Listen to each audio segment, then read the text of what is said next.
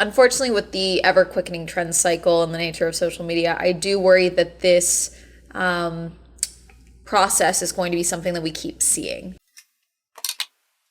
That's it. That's my intro.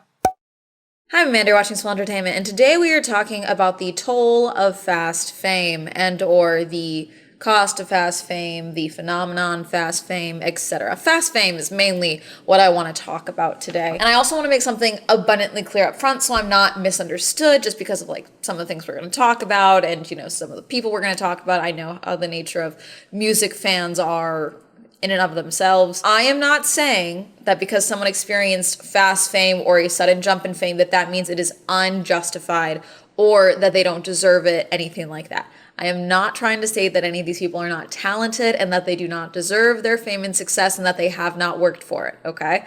I just want to make sure we have that out in the open now. If you still want to send me death threats, be sure to do it in the comment section so it boosts me in the algorithm. Thank you. But really quick, let me tell you about the sponsor for today's video, Helix Sleep. I don't know if you know this, but everyone on this planet needs sleep, all right? And Helix Sleep is here to help you get the best night's sleep that you possibly can right in your home. Helix Sleep has premium mattresses customized to fit your needs, shipped conveniently to your door. It's super easy to find out which mattress is best for you. You just go ahead to the Helix Sleep quiz and they ask you all types of preferences you have for your sleep and they match you with the proper mattress. I am mostly a side sleeper, and I mean fully on my side, curled into a cocoon, in on myself, side sleeper, all right? But I do tend to flip back and forth between my sides, and I run fairly cold when I sleep. Now, if you're seeing this unboxing footage, do not worry. They did not send me two mattresses. They only sent me the one. This is still the Midnight. This is still the one they sent me, but we got to show you guys the process of unwrapping your mattress and how easy it is with how convenient it is for them to ship it to your home. I've now had my Helix mattress for 2 months, and with how much I travel, it is so nice to know that when I come home, I'm coming home to a good night's sleep on my bed. I like a little bit of a firmer mattress with a little bit of give so that it just forms perfectly to my body, and that's exactly what the Midnight does. Helix delivers your mattress right to your door with free shipping in the US. Obviously, the mattress comes rolled up and is super easy to set up, and it becomes to its full size super quickly.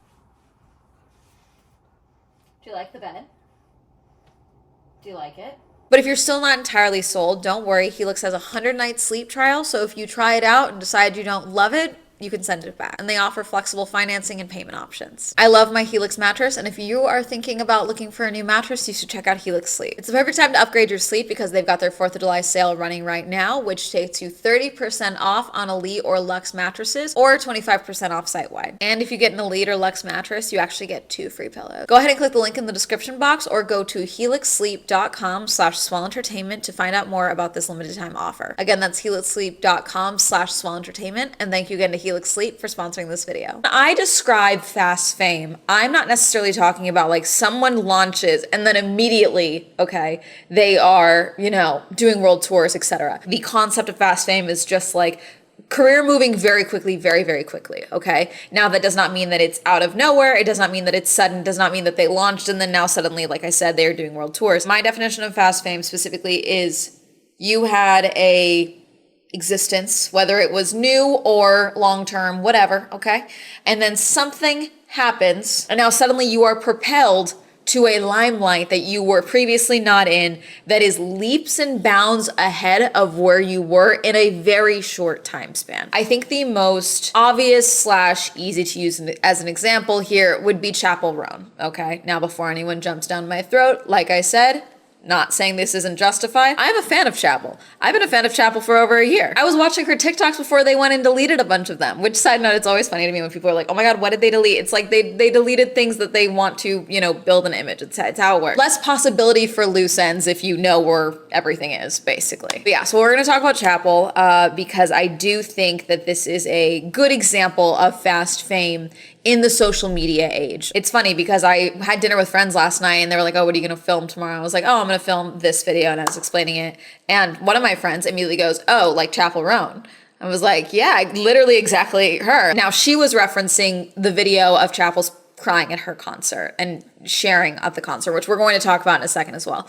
But her boyfriend was like, who's that? Okay, now keep in mind, her boyfriend does not have TikTok, is barely on social media. I don't even think he has Twitter anymore, okay? So I then indoctrinated this man by making him, because he wanted to go to, it was Chris. It's Chris and Anarchy. I don't know why I'm doing this as if you don't know who it is. Chris had never heard of Chappell Roan before, okay? And I was like, okay, well, now this is your fault because I'm driving. You now have to listen to the entirety of The Rise and Fall of the Midwest Princess. As I was playing the songs, Chris was like, oh, do you like this music, to Anarchy? And she was like, yeah, I've just never heard these songs in their entirety before, okay? Because Anarchy had heard Chappell's music, but only in the context of TikTok, all right? And so I think that, again, that in and of itself, like that was a perfect example of like how these things can happen. Now, again, I am not saying that TikTok is the only reason that Chappell is as big as she is now, but let's not pretend that we haven't seen the trend in recent years. I've talked about the music industry and TikTok's ability to market and things like that, how TikTok has literally launched music careers, okay?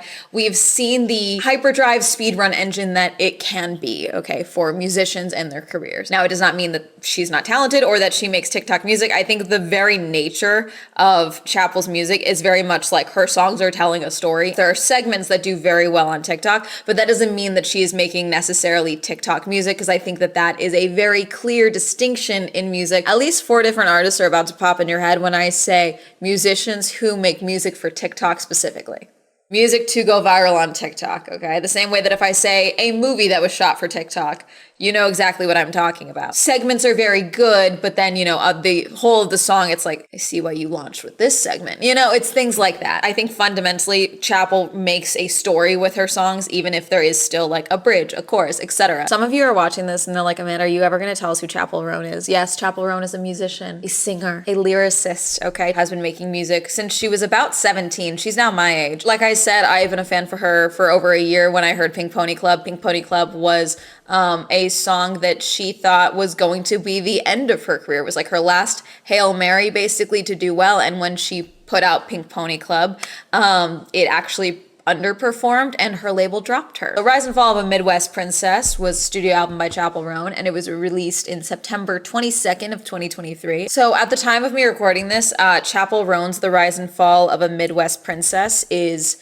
number 2 for top albums of iTunes. And that's crazy that it's 8 months after she releases an album that it becomes number 2 on iTunes when it previously performed okay. Now let's talk about a couple of things as to like why this is fast fame. This is not all going to be about Chappell Roan in this video, but I just wanted to make this explanation here. Chappell already put out Rise and Fall of a Midwest Princess. Chappell also opened for Olivia Rodrigo on her Guts tour that just happened, and that also led to more people showing her content and sharing it around and all of that.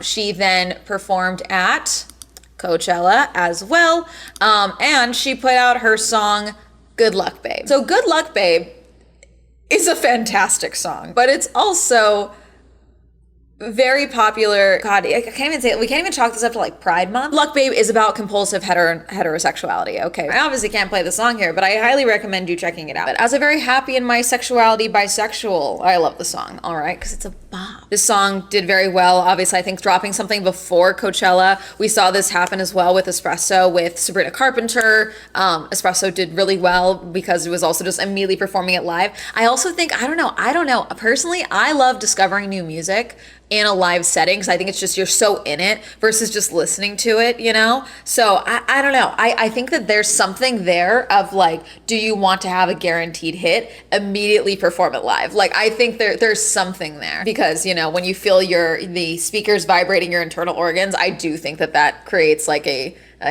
bonding experience with someone in the music. Coachella did very well.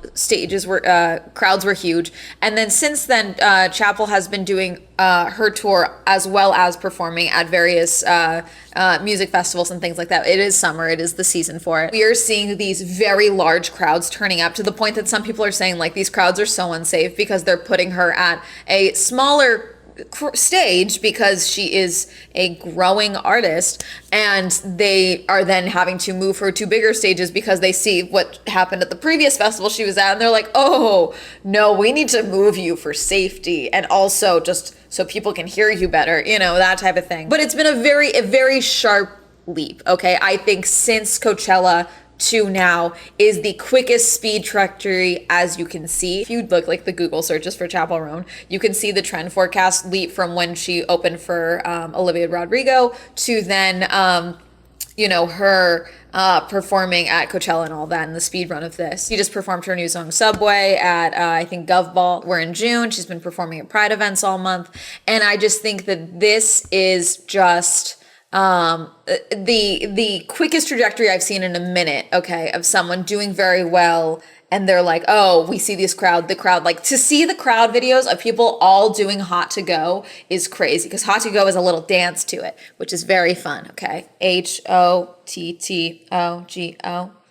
you can take me hot to go. That was the straightest way I think I could have done that. That actually physically pained me, but I tried to keep it in the frame of this video. So back in 2023 in July, before Rise and Fall of Midwest Princess officially dropped, Chappell went on TikTok and shared what looks like a pre-written statement that she is reading off of, which I think is fair, where she shares that she has bipolar 2 disorder and that success can make her very uncomfortable and it's hard to regulate her emotions and deal with the success as well as maintaining a healthy lifestyle. I just want to be honest with the crowd, and I just feel a little off today because I think that my career's just kind of gone really fast and it's really hard to keep up.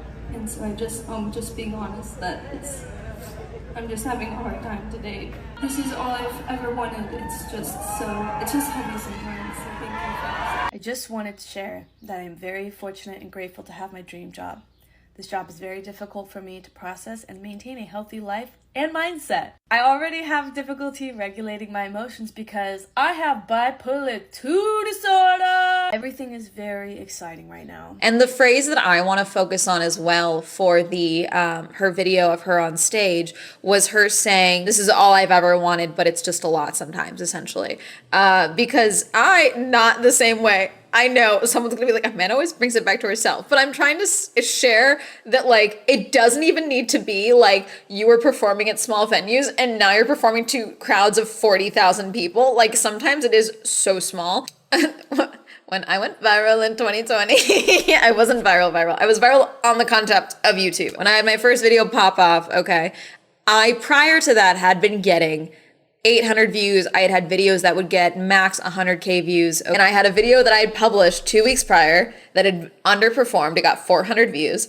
And then suddenly I was in a hotel room in San Francisco for a UFO convention when suddenly I got tagged in a Twitter video and someone had reshared my video. And then it was going very, very, very, very, very, very quick. I had a little bit of a little mentee breakdown in a hotel room at a UFO convention because suddenly my video that had 400 views had 250,000 views. By the time I got home, it was at 500,000. That video is now at over 2 million views.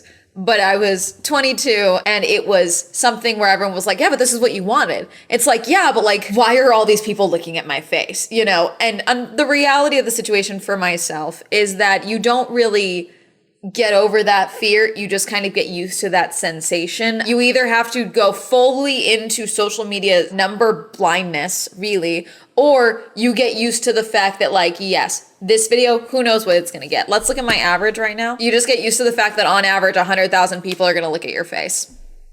You just get used to that twice a week, maybe. Don't worry, this is still gonna have a point because I'll never forget this one comment after that video went live, because I was working on other videos at the time, obviously, because that was the only thing that I could really think to do to keep myself sane was like, I can't change anything that I'm going to do. The videos I have planned, I have to do them the same way that I was going to be planned. But this is going to segue into our next topic, okay? Because someone commented, love the video, your UFO convention video better be a banger because we're all watching. And I was like, kill me now. Like, what? They meant well, I'm assuming, but like that also made me physically insane. And I'm assuming that's what Chappell is feeling to some degree as well now, because we see this constantly where we see these artists, these actors, these social media content creators blow up for something very, very quickly. Whether it's, you know, something they've been working on for a while or even just like a viral moment on TikTok. And then we see the, okay, you just found me. You've made this view of me. Let's see how long it takes for me to break that view, whether that's a positive way or a negative way. When you have those eyes on you, you're just very worried about messing up. The way, again, I've been able to deal with that is just finding ways to be very comfortable with who I am and how I am as a person. You know, you can call me whatever you want. You can say I've done X, Y, and Z. If I know I haven't done X, Y, and Z, or I know who I am, that's not going to shake me the same way that other things might. But everyone is very different. And so like the backlash of fame, there are plenty of people who get to this point and then they're like, I don't like this at all.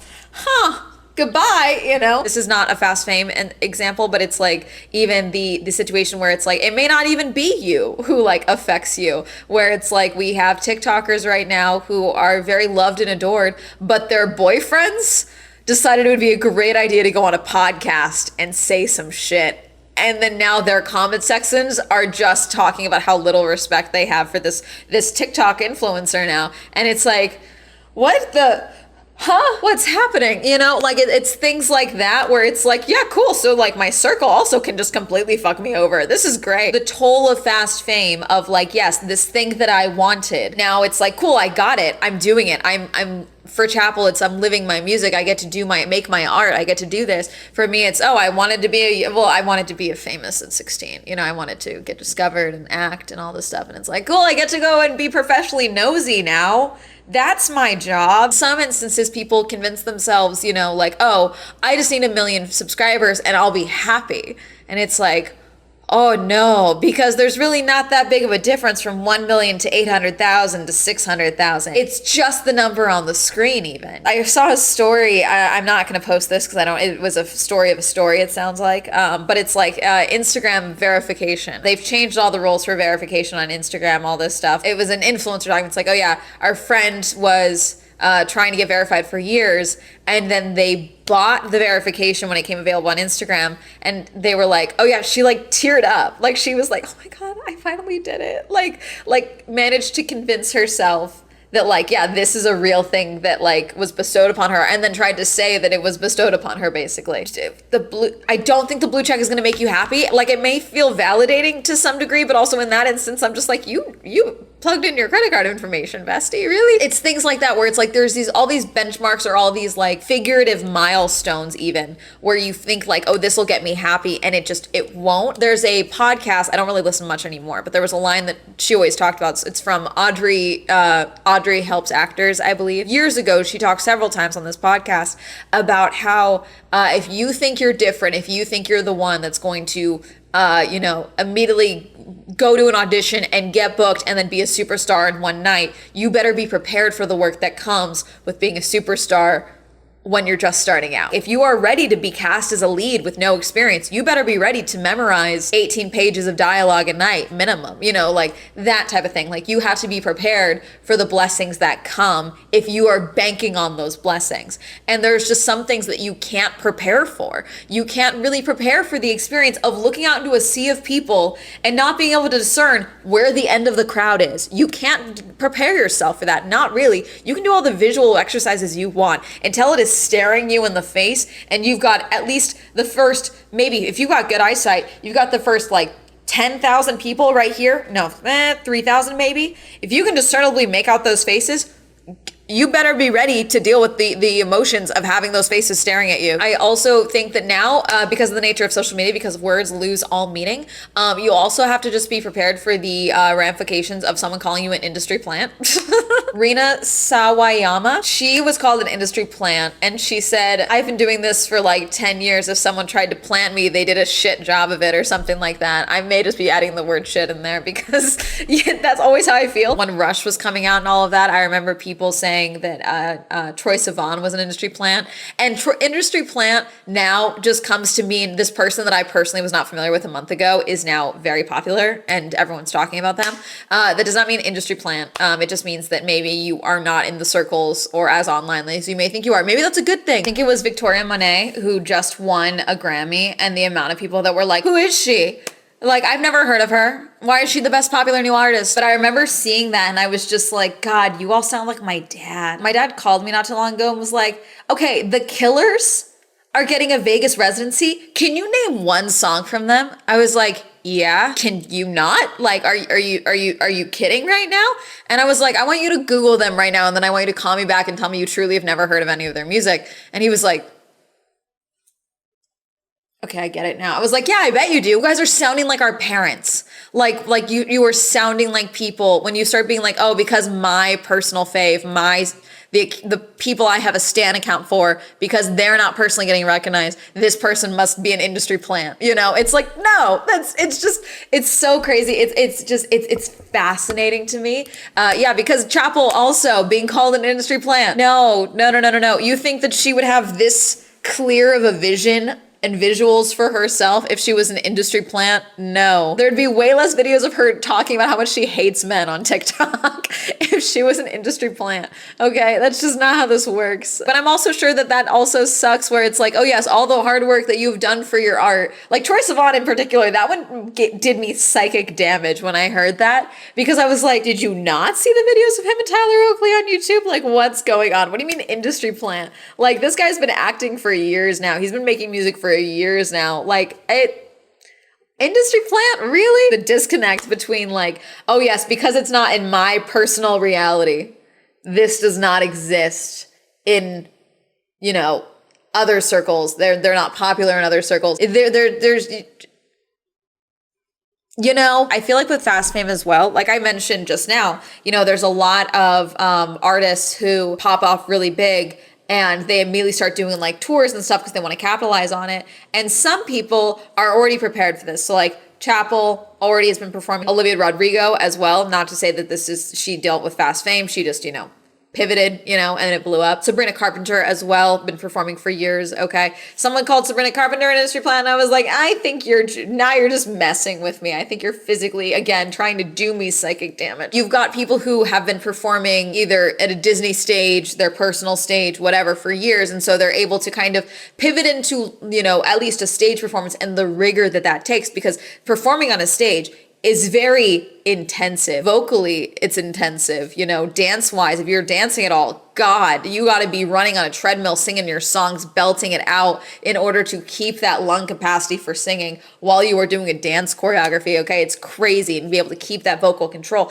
it's crazy, okay? You got people like Renee Rapp who did Broadway, okay? It's like, of course she gave an incredible SNL performance. She's a Broadway queen. But then you also have a lot of instances, I'm personally not going to say the names, but you'll think of who I'm talking about, I think, where you have these musicians whose songs do really well on TikTok or on iTunes or on YouTube, etc. They perform well, maybe with the help of TikTok and all that. And then you go and see them live and they're not bad. It's not to say that like, oh, auto-tune is not it or anything like that, or that they don't sound like themselves, but they're not prepared really for the intensity of a tour or the intensity of a stage presence, and whether it's because they are uncomfortable with it or things like that. I don't think she wasn't prepared for it. I think this was just a very emotionally taxing day. Nessa Barrett, I talked about how in 2022 at When We Were Young Fest, she ended up not performing her second weekend show because she was having seemingly a very emotional time and canceled it last minute.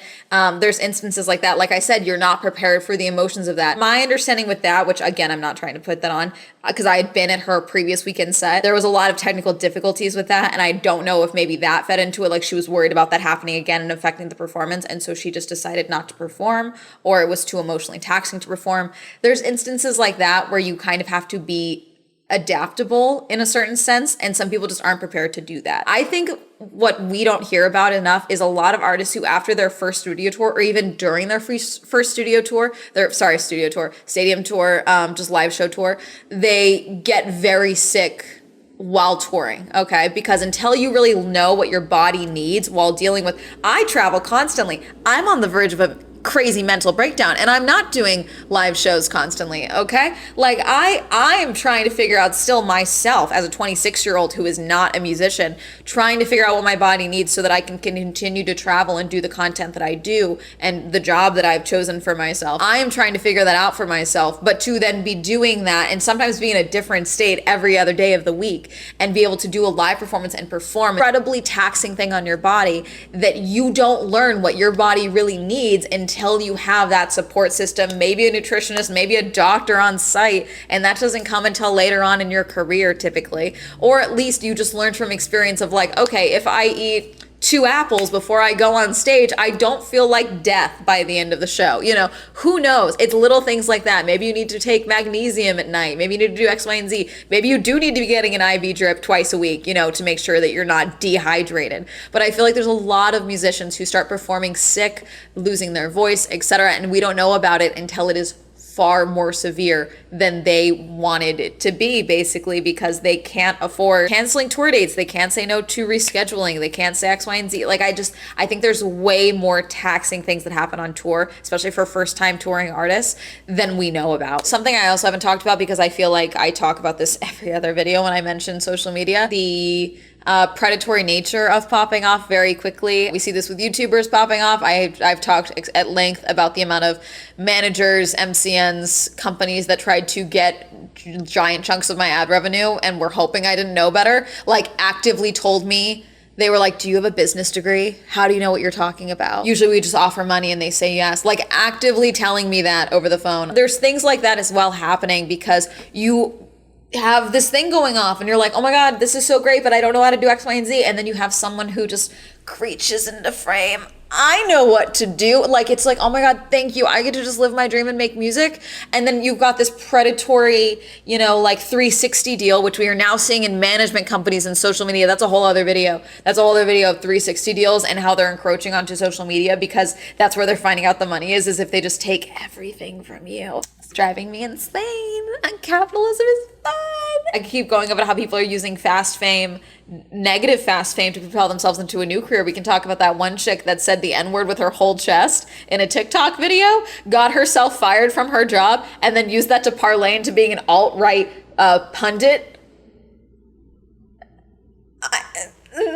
Excuse me? I knew what she was doing, so when that scrolled across my For You page, I was like, oh, what did you just say? Like, that entire video was so calculated. We'll see if she lasts more than 3 months in that job. Hope it was worth it. God, that's going to be it. I really hope Chappell has a good support system around her. I really hope that all new artists have good support system around them. Not to say that this is happening with Chappell, but please, for the love of God, if you are going to sign anything, read it. Have a lawyer look at it. Have you listened to Good Luck Babe? Are you going to listen to it after this video? Did you pause this video to go listen to it? Are there any names that came into mind when I mentioned fast fame? Are there any names that came into mind where you're like, oh, they deserve fast fame? Or you're really happy for the slow, subtle rise that you've been seeing from them? Let me know. Comment down below. Reminder that I stream on Twitch. Reminder that Swell Entertainment is now available on Spotify. Reminder to use code SWELL for 10% off on gamer subs. Shout out to my patrons. Thank you so much for supporting me on Patreon. If you'd also like to support my Patreon, let me know down below. Like to follow me on social media. That'll be all up here. And that's going to have a lovely day. Goodbye.